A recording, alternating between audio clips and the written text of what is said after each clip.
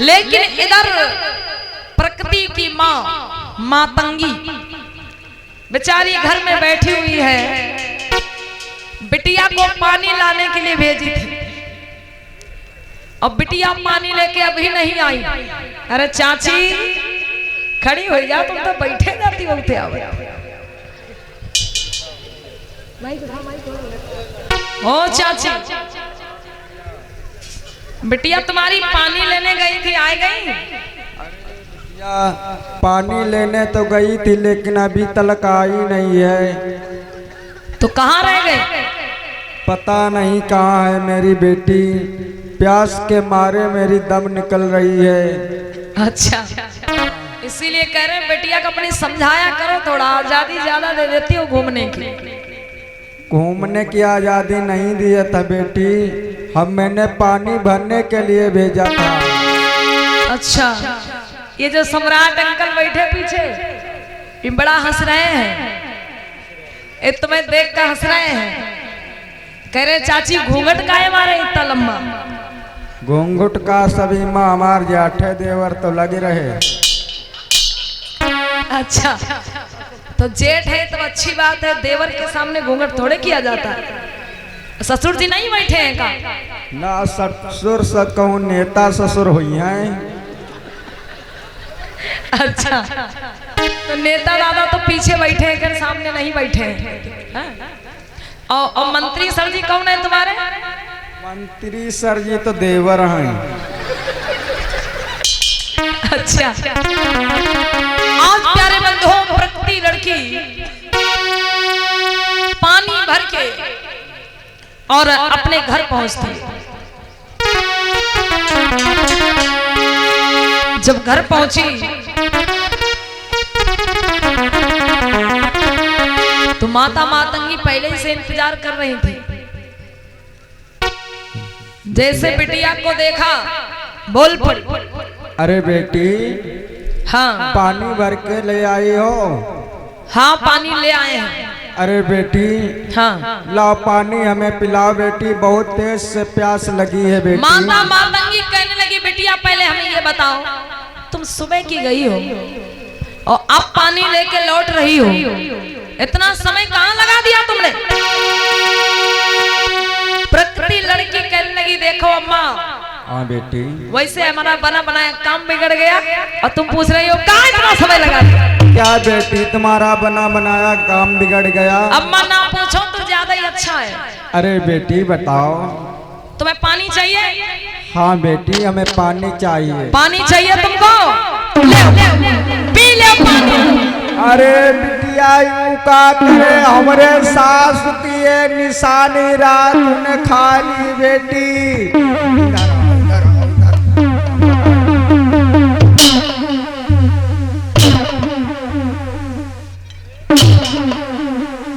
ओ चाची, ये किसकी निशानी रहे? हाँ? क्या हमारे सास की निशानी रहा या दादा काटी?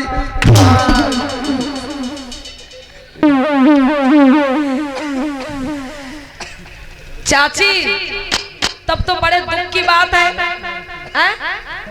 हाँ बिटिया, लेकिन अपनी बिटिया से पूछो इतना गुस्सा क्यों है? बेटी, आज प्यारे बंधुओं, प्रकृति लड़की अपनी माँ से कहने लगी और कहाँ बोली कि अम्मा सुनो, इतना टाइम कहाँ लग गया, मैं बता रही हूँ तुम्हें। बोलो बेटी। जब मैं रास्ते में पानी भर के आ रही थी, हाँ बेटी,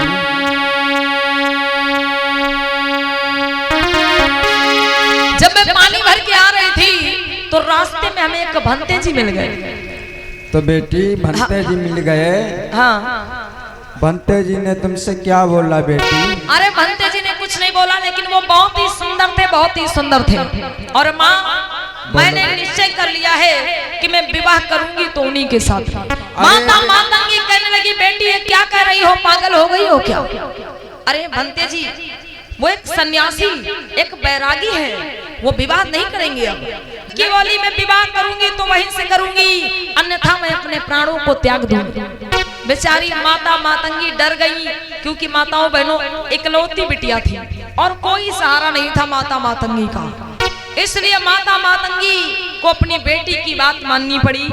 प्रकृति लड़की कहने लगी, माँ एक काम तुमको मेरा करना पड़ेगा, तुम जेतवन को चली जाओ और जेतवन में भगवान बुद्ध इस समय ठहरे हुए हैं। भगवान बुद्ध के ही शिष्य हैं भंते आनंद, उनको जाकर के तुम भोजन दान का निमंत्रण दे आओ। जब भंते आनंद को भोजन दान का निमंत्रण दे आओगी तो वो भोजन लेने के लिए अपने घर जरूर आएंगे, और जब घर आएंगे तो हम शादी के लिए उनको मना लेंगे। माता मातंगी चल पड़ी जेतवन की ओर। कैसे भैया?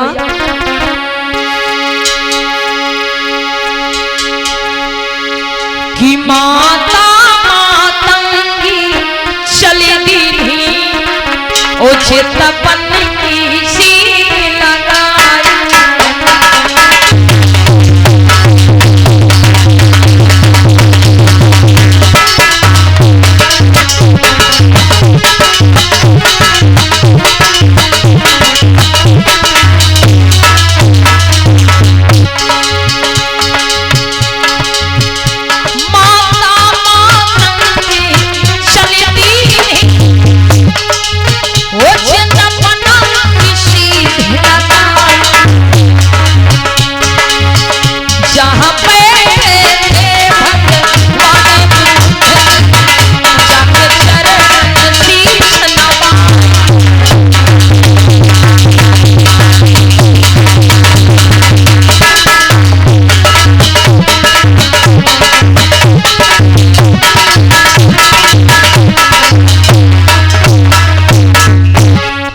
मातंगी जेतवन में पहुंच गई, भगवान बुद्ध को जाकर के प्रणाम किया और बोल पड़ी कि हे भगवान, मेरा नाम है मातंगी, मैं इसी श्रावस्ती में ही रहती हूँ। भगवान बुद्ध बोल पड़े, कहो बेटी किस लिए आना हुआ? आज माता मातंगी कहने लगी, भगवान आपके प्रिय शिष्य भंते आनंद को मैं अपने घर में भोजन कराना चाहती हूँ, अपने घर में भोजन दान देना चाहती हूँ आपके प्रिय शिष्य भंते आनंद को। भगवान बुद्ध कहने लगे, ठीक है बेटी जाओ, कल भंते आनंद तुम्हारे घर आए। माता मातंगी वापस आ गई, अपनी बेटी को बताया है कि भगवान बुद्ध ने निमंत्रण स्वीकार कर लिया है। रात प्रतीत हो जाती है, सुबह होती है और माँ बेटी भोजन तैयार करती हैं और फिर भंते आनंद जी का इंतजार करने लगी। किस प्रकार से माँ बेटी दोनों भंते आनंद जी का इंतजार कर रही हैं। प्रकृति कहने लगी, माँ एक काम तुमको और करना पड़ेगा मेरे लिए बेटी। वो काम यह है कि जैसे ही भंते आनंद जी आएंगे बेटी, और जैसे ही वो द्वार पे पहुंचेंगे, जैसे ही उनको हम घर के अंदर लेके आएंगे बेटी, तो तुम्हें बाहर जाके बाहर से दरवाजा बंद कर लेना है बेटी। हाँ, दरवाजा किस लिए बंद कर? अरे तुम्हें बाहर से दरवाजा बंद कर लेना है। ठीक और बेटी। जब तक हम दरवाजा खटखटाएंगे नहीं, तुमको दरवाजा नहीं खोलना है, क्योंकि जब तक भंते आनंद जी शादी के लिए हाँ नहीं करेंगे तब तक हम दरवाजा नहीं खटखटाएंगे। ठीक बेटी। ठीक है? ठीक है बिटिया। आज माता मातंगी के घर का पता पूछते पूछते भंते आनंद जी द्वार पे पहुंच जाते हैं।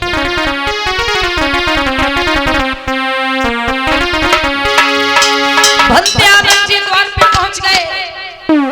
भंते आनंद जी को नहीं पता है कि वो लड़की इसी घर में रहती, क्योंकि वो तो माता मातंगी का नाम जानते थे। माता मातंगी के घर का पता पूछते पूछते द्वारे पे आ गए। आवाज लगाई, जैसे ही आवाज लगाई वो लड़की कहने लगी, अम्मा भंते जी आ गए और जैसा हमने बताया है वैसा ही करना है तुम्हें। ठीक बेटी, बंद कर ले दरवाजा। अरे अभी नहीं, बाहर से, बाहर से। ठीक बेटी। ठीक है, अंदर से दरवाजा बंद कर लोगी तो लौट नहीं जाएंगे वो। आज प्यारे बंधुओं, जैसे ही प्रकृति लड़की द्वार पे पहुंची, बोली आइए भंते जी। जैसे ही भंते आनंद ने देखा, पीछे हट गए, सोच में पड़ गया, अरे ये तो वही लड़की है जिससे कल बड़ी मुश्किल से पीछा छूटा था। भंते आनंद जी बोल पड़े, बेटी का तुम बहन, क्या तुम इसी घर में रहती? लड़की बोली हाँ।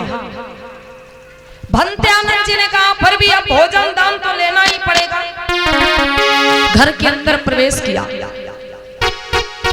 और जैसे ही घर के अंदर प्रवेश किया है, माता मातंगी ने बाहर निकल के दरवाजा बंद कर लिया।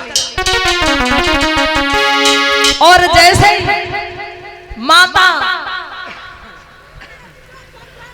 मातंगी ने दरवाजा बंद किया है,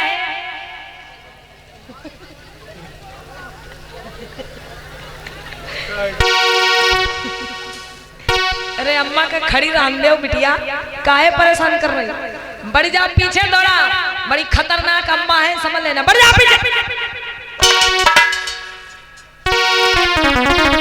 आज प्यारे धम्मबंधो भंते आनंद जी बोल पड़े कि बहन आपकी माँ कहाँ चली गई और ये दरवाजा क्यों बंद हो गया।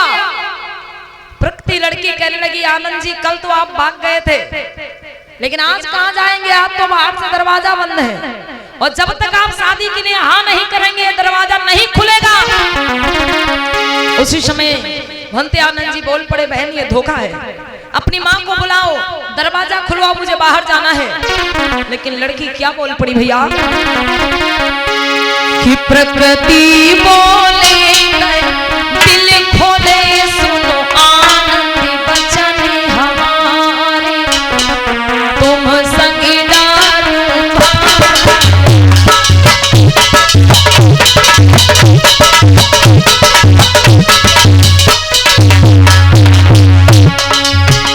प्रकृति बोले दिल खोले, सुनो आनंद बचन हमारे, तुम संग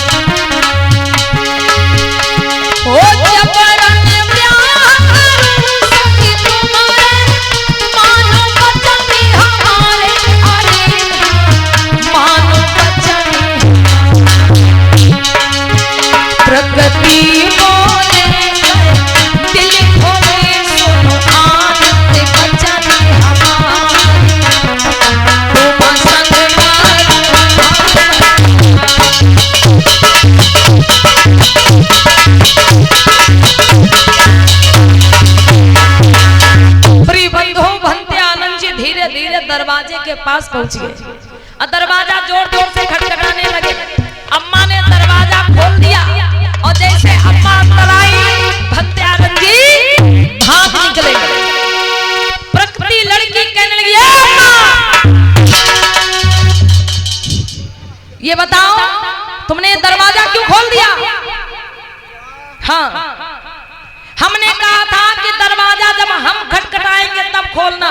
अब भंते जी ने दरवाजा खटखटाया, तुमने खोल दिया, वो भाग गए।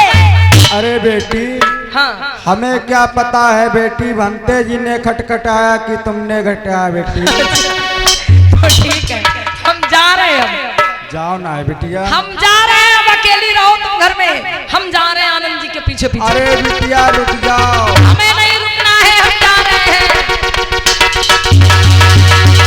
आज माता मातंगी रोकती रही, लेकिन प्यारे बंधुओं प्रकृति लड़की निकल पड़ी अपने घर से भंते आनंद के पीछे पीछे।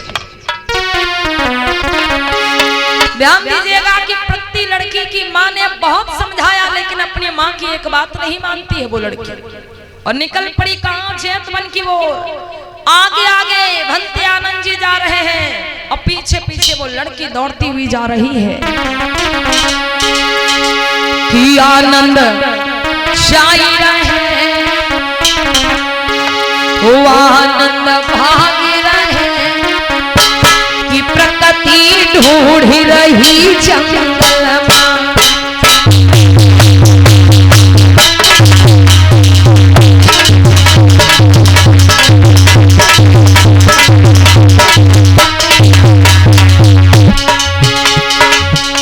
भंते आनंद जी निकल पड़े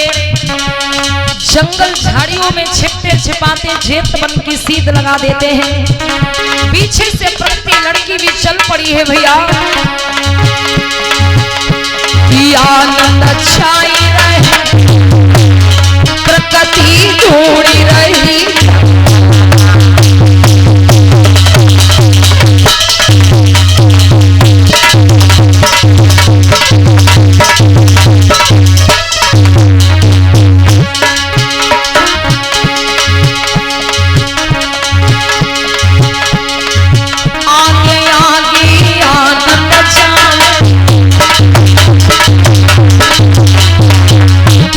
प्रकृति तोड़तिया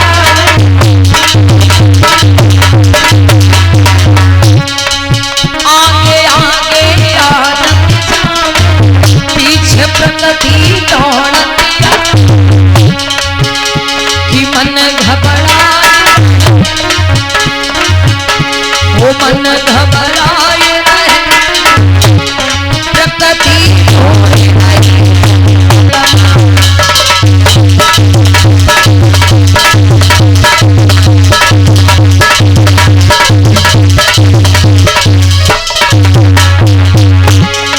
आनंद जाई रहे वो प्रकृति ढूंढी रही।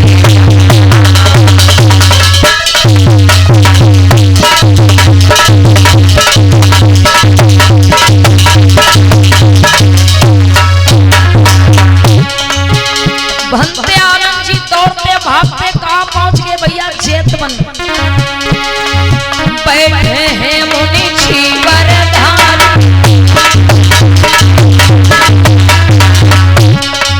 भिक्षुआनंद पहुंचे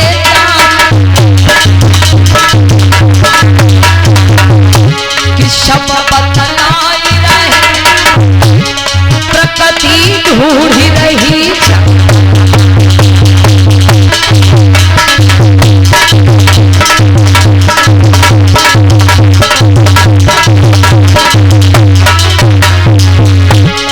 आनंद भागी रहे वो प्रकृति ढूंढी रही।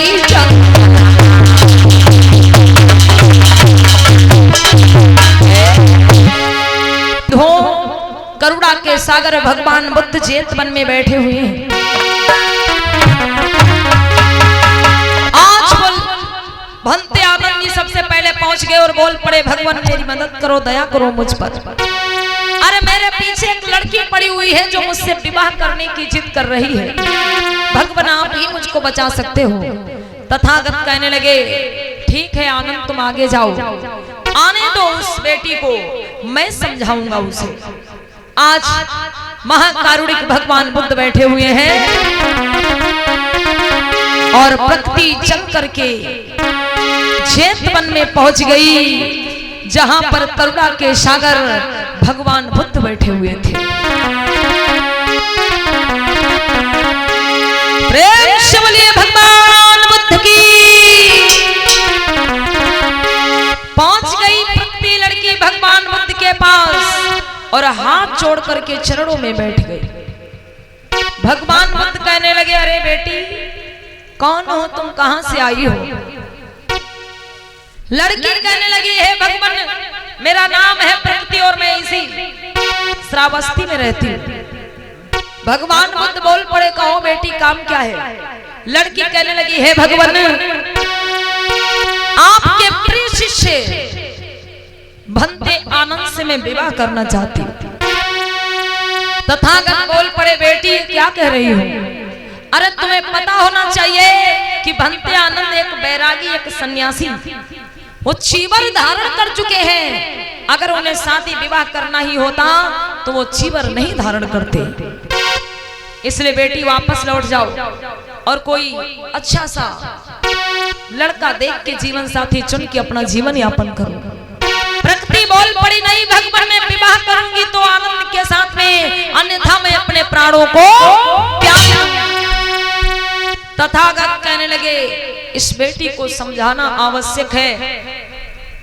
और देखेंगे आज करुणा के सागर भगवान बुद्ध उस लड़की को बैरागी की बातें समझाने लगे।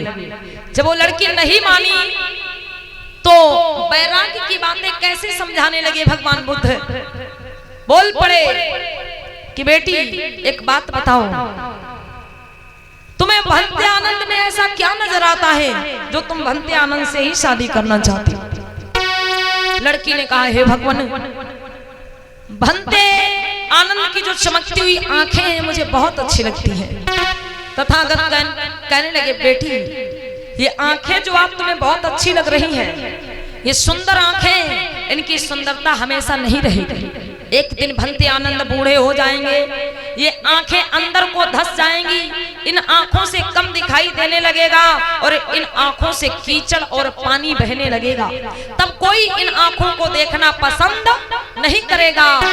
आज प्रकृति लड़की फिर बोल पड़ी, नहीं भगवान, भंते आनंद के कान मुझे बहुत अच्छे लगते हैं। तथागत बोल पड़े, बेटी जब मनुष्य पर बुढ़ापा आता है तो इन कानों से भी कम सुनाई देने लगता है। लड़की बोल पड़ी, भगवान, भंते आनंद के जो चमकते हुए दांत हैं और जो उनका मुखमंडल है हमें बहुत अच्छा लगता है। तो भगवान बुद्ध बोल पड़े, बेटी ये जो चमकते हुए दांत तुमको दिखाई दे रहे हैं ये हमेशा नहीं रहेंगे। एक दिन भंते आनंद बूढ़े हो जाएंगे और ये मोती जैसे चमकते हुए दांत गिर जाएंगे। ये शरीर अनेक बीमारियों का शिकार हो जाएगा। जो मुख तुमको आज ज्यादा अच्छा लगता है, ये मुख, इसी मुख से जब ये शरीर ज्यादा बूढ़ा कमजोर हो जाएगा, अनेक बीमारियों का शिकार हो जाएगा, तो इसी मुख से थूक, खकार, बलगम, तरह तरह की गंदगी निकलने लगेगी। तब कोई इस मुख को देखना पसंद नहीं करता है। प्रकृति बोल पड़ी, नहीं भगवान, भंते आनंद का पूरा शरीर ही हमें बहुत अच्छा लगता है। तथागत बोल पड़े, बेटी ये सुंदरता हमेशा नहीं रहेगी। एक समय ऐसा आएगा कि भंते आनंद भी बूढ़े हो जाएंगे, ये आंखें अंदर को धस जाएंगी, दांत गिर जाएंगे, कानों से कम सुनाई देने लगेगा, हाथ पैर कमजोर हो जाएंगे, पूरे शरीर में झुर्रियां पड़ जाएंगी, कमर झुक जाएगी। बेटी तब ये सुंदरता पता नहीं कहां गायब हो जाएगी। ये बुढ़ापे से शरीर घिर जाएगा और फिर एक दिन भंते आनंद मृत्यु को प्राप्त हो जाएंगे, ये संसार छोड़ करके चले जाएंगे। 4 दिन के सुख के लिए तुम इतना गलत कदम उठाने जा रही हो। अरे जो सुख जिंदगी भर का रहता तो कोई बात नहीं, लेकिन ये युवावस्था हमेशा नहीं रहती है। 4 दिन के सुख के लिए तुम इतना बड़ा गलत कदम उठाने जा रही हो। आज उस लड़की की आंखें खुल गई मेरे भाई। जैसे भगवान बुद्ध ने उसको वैराग्य की बातें समझाई, प्रकृति का जीवन बदल गया मेरे प्यारे बंधु। प्रकृति हाथ जोड़ करके बोल पड़ी, उसकी समझ में आ गया कि सच में वो गलत कर रही थी। हाथ जोड़ के बोली, भगवान मुझे क्षमा करो, मेरी समझ में आ गया, भगवान मुझे माफ कर दो। हे भगवान, सच में मैं कितना बड़ा गलत कदम उठाने जा रही थी। 4 दिन के सुख के लिए मैं एक वैरागी, एक सन्यासी, एक बौद्ध भिक्षु से शादी की जिद कर रही थी। मुझे माफ कर दो भगवान, मुझसे गलती हुई है। तथागत कहने लगे, बेटी तुमने अपनी गलती को स्वीकारा है तो जाओ वापस अपने घर लौट जाओ। लड़की बोली, नहीं भगवान, मैं आपकी शरण में रहना चाहती हूँ। आपने मुझको सही रास्ता दिखाया है, इसलिए मैं आपकी ही शरण में आना चाहती हूँ, मैं इसका पश्चाताप करना चाहती हूँ। तथागत बोल पड़े, बेटी लेकिन पहले तुमको अपने घर जाना पड़ेगा, अपने माता पिता से आज्ञा लेकर के आओ, फिर तुम मेरी शरण में रह सकती हो, मेरी शरण में आ सकती हो। आज वो लड़की तुरंत उठी और अपने घर की ओर चल पड़ी है। बोलिए भगवान बुद्ध की। अपने घर जाके अपनी माँ से आज्ञा लेती है। उसकी माँ पहले तो तैयार नहीं होती है, फिर जब लड़की ने ज्यादा जिद कर दी तो उसकी माँ ने आज्ञा दे दिया और वो लड़की भगवान बुद्ध की शरण में आ गई, भिक्षुणी संघ में शामिल हो गई। और जैसे आप लोग भंते जी लोगों को देखते हैं, वैसे ही सर मुंडवा के, चीवर धारण करके, भिक्षुणी बन करके गांव-गांव में जाकर के बहन बेटियों को सही रास्ता दिखाने का काम करने लगी एक लड़की। बोलिए भगवान बुद्ध की। तो इस प्रकार से देखिए, एक गलत मार्ग पर भटकी हुई लड़की को ज्ञान दिया भगवान बुद्ध ने कि उसका पूरा जीवन बदल गया। वो खुद नेक रास्ते पर चलने लगी और दूसरों को भी चलने का संदेश देने लगी। लेकिन ऐसी ही कहानी आप लोगों ने रामायण में देखी होगी। रामायण में कौन सी कहानी बताया जाता है, जैसा कि बताया गया कि शूर्पणखा नाम की एक स्त्री जो रावण की बहन थी, किसके पास आती है? भगवान राम के पास। और वो लड़की भी ज्यादा और कुछ नहीं कहती है, बस इतना ही कहती है कि मैं आपके साथ में विवाह करना चाहती हूँ। लेकिन उस लड़की को समझाया नहीं गया। क्या किया गया? उसके कान और नाक को काट दिया गया। एक लड़की भगवान राम के पास पहुंचती, इतनी ही बात कहती है तो उसके कान और नाक को काट दिया जाता। लेकिन देखिए, एक लड़की भगवान बुद्ध के पास पहुंची तो उसको कैसा ज्ञान दे दिया भगवान बुद्ध ने। उसको डांटा नहीं, फटकारा नहीं, भगाया नहीं, बल्कि अपनी बातों से उसको ऐसा समझा दिया कि उसका पूरा जीवन बदल गया। शादी विवाह का भ्रमजाल छोड़ के उसने वैराग्य को धारण कर लिया, भिक्षुड़ी बन गई, भंते बन गई और गांव-गांव में जाके धम्म देशना देने लगी, भगवान बुद्ध के धम्म का पाठ पढ़ाने लगी। बोलिए भगवान बुद्ध की।